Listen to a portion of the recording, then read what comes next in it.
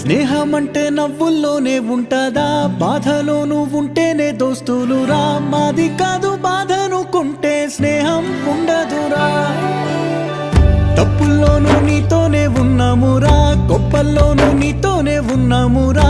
చెప్పలేని బాధే ఉన్నా చెయ్యే బదలమురా. నీతో ఉంటూ మాటలు రాని మౌనం చూడకురా. మౌనం వెనకే మాటలు కలిసిన బాధుందిరా లోపల.